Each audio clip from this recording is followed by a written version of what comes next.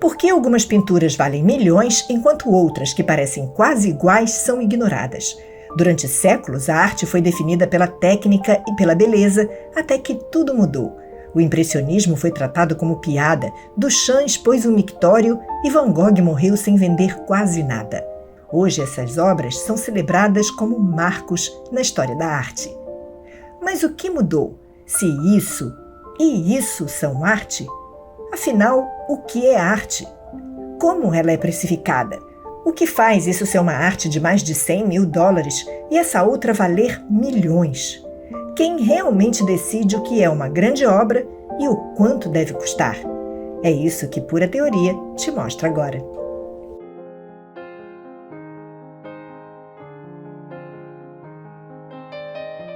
Houve um tempo em que uma obra só era considerada arte se tivesse beleza, simetria e perfeição técnica. Durante séculos, pinturas e esculturas eram valorizadas pelo realismo, pela riqueza de detalhes e pelo prestígio de quem as encomendava. Se um artista não dominava a técnica, sua obra simplesmente não era levada a sério. No Renascimento, a arte era quase uma ciência. Leonardo da Vinci e Michelangelo utilizavam cálculos matemáticos para criar composições harmoniosas. Por sinal, é de Da Vinci o quadro mais caro do mundo, Salvator Mundi. Tudo bem que ele é tecnicamente uma perfeição, mas ele foi vendido em um leilão em 2017 por impressionantes $450,3 milhões. Mas os critérios para definir boa arte não duraram para sempre. No século XIX surgiu o impressionismo, e a mudança foi radical. Artistas como Monet, Renoir e Edgar Degas começaram a pintar de um jeito completamente diferente, pinceladas soltas, cores vibrantes e figuras pouco definidas. O problema? Os críticos odiaram. Parecia inacabado, sujo, errado. Monet, por exemplo, apresentou em uma exposição, em 1872, seu quadro Impressão Nascer do Sol, e foi ridicularizado. Diziam que ele nem sequer sabia pintar. Mas, ironicamente, foi desse desprezo que veio o nome do movimento impressionista. Hoje, as telas desses artistas estão entre as mais valiosas do mundo. E então veio a arte moderna. Com Picasso e Duchamp, tudo virou de cabeça para baixo. A técnica deixou de ser a única medida de valor.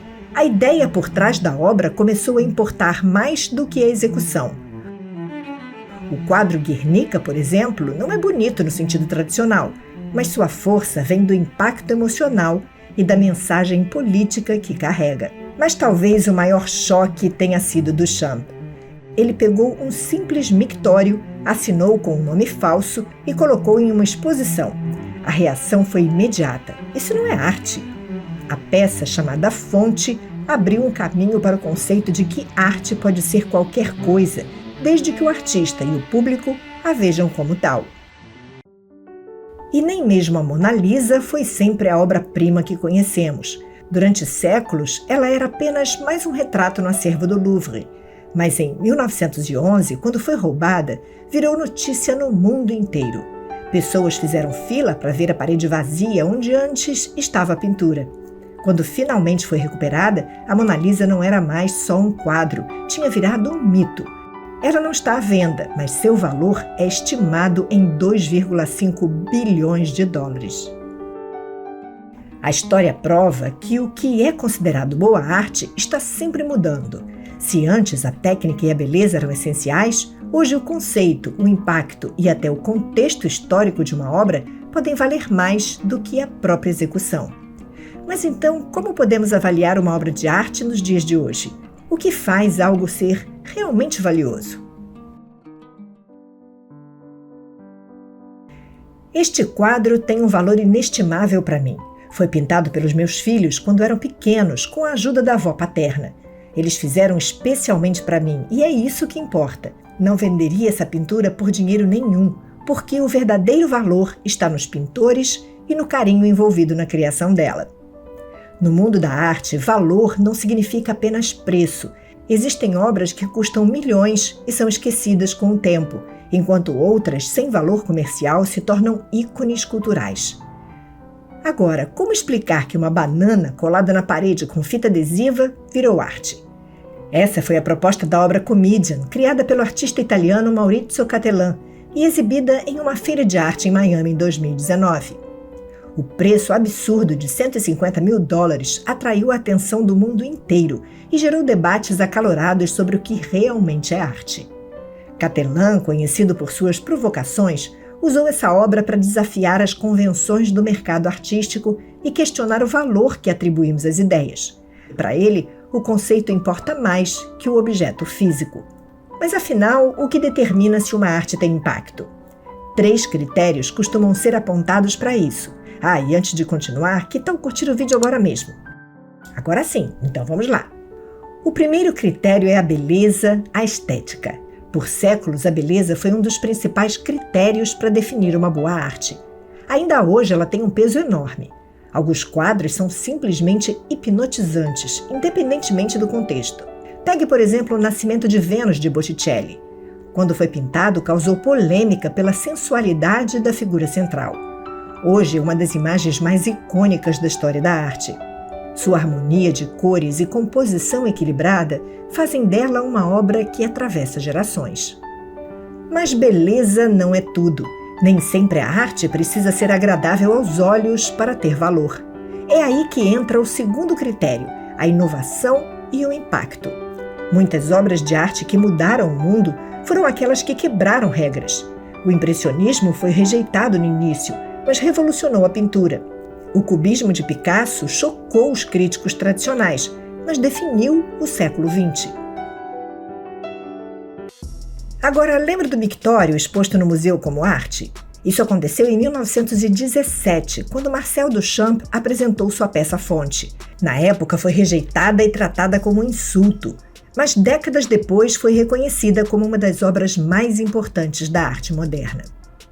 O mesmo aconteceu com Guernica, de Picasso. Diferente das pinturas de guerra tradicionais que mostravam generais e heróis, Picasso retratou o horror dos bombardeios na Guerra Civil Espanhola. O impacto foi tão grande que a obra se tornou um símbolo universal contra a violência. Outro exemplo marcante é o de Vincent van Gogh. Durante sua vida, ele vendeu apenas uma pintura, A Vinha Encarnada, e permaneceu praticamente desconhecido. Hoje, suas obras são celebradas mundialmente e ele é considerado um dos maiores pintores de todos os tempos. Sua abordagem única e emocional da pintura influenciou profundamente a arte moderna. Já o terceiro critério tem relação com o contexto e a tradição. Às vezes, o que torna uma obra valiosa não é sua técnica nem sua inovação, mas a história que ela carrega. Um ótimo exemplo disso é a Mona Lisa. Quando foi roubada em 1911, virou notícia no mundo inteiro.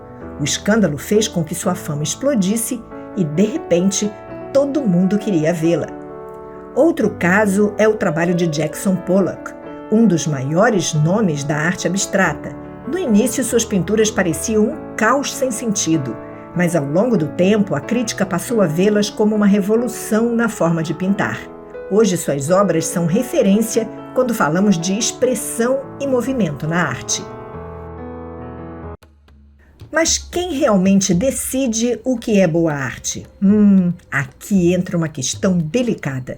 Muitas vezes quem define o valor de uma obra não é o público, mas os críticos e os museus. Um artista pode passar a vida sem reconhecimento, até que uma grande instituição o consagre. Outras vezes uma obra se torna famosa simplesmente porque está em um museu importante. Algumas obras são usadas como parte de uma manobra financeira sofisticada. Funciona assim.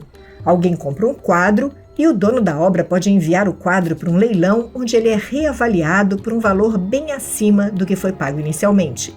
Depois disso, ele doa a obra para uma fundação ou museu, o que permite que ele solicite uma dedução fiscal baseada nesse novo valor inflacionado e não no valor original de compra. Se essa fundação for dele mesmo, o que acontece é ainda mais curioso.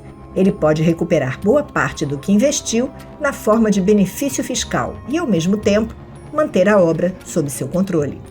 Isso significa que existem muitos interesses envolvidos na valorização da arte. O mercado, a crítica, interesses econômicos e até os movimentos sociais influenciam o que ganha destaque. Mas será que isso significa que tudo pode ser considerado arte? Ou ainda existem limites? Se a arte pode ser qualquer coisa, como diferenciamos o que é genial do que é apenas um modismo? No final das contas, a arte sempre foi um reflexo do tempo em que foi criada. O que era revolucionário no passado pode parecer comum hoje. O que é rejeitado agora pode ser aclamado no futuro. O que hoje vale milhões pode cair no esquecimento daqui a algumas décadas. Os museus e os críticos têm um papel enorme nisso. Eles influenciam o que é exposto, o que entra para os livros de história e o que se torna referência. Mas nem sempre a crítica acerta. Já vimos que Van Gogh morreu sem vender praticamente nenhum quadro. O impressionismo foi ridicularizado, Duchamp foi rejeitado. Todos foram desacreditados antes de serem reconhecidos. Isso significa que a arte não tem valor fixo. O que ela representa para cada pessoa pode ser completamente diferente. Para mim, aquele quadro pintado pelos meus filhos continua sendo inestimável, mesmo que jamais entre para a história da arte. Então, no final das contas, será que existe mesmo um jeito certo de avaliar a arte? Será que há critérios definitivos ou tudo é uma questão de percepção? Talvez a grande pergunta não seja o que faz uma arte ser boa, mas sim o que faz uma arte ser boa para você. E aí, o que faz você gostar de uma obra de arte? Conte aqui nos comentários e aproveite para se inscrever no canal. E se você quer saber por que muitas vezes é difícil ver o óbvio, clique no link que está aí na tela e eu vou te mostrar que saber ver o óbvio pode mudar sua vida. Eu te espero lá. Eu sou Cíntia Neves, do Pura Teoria. A gente se vê. Tchau!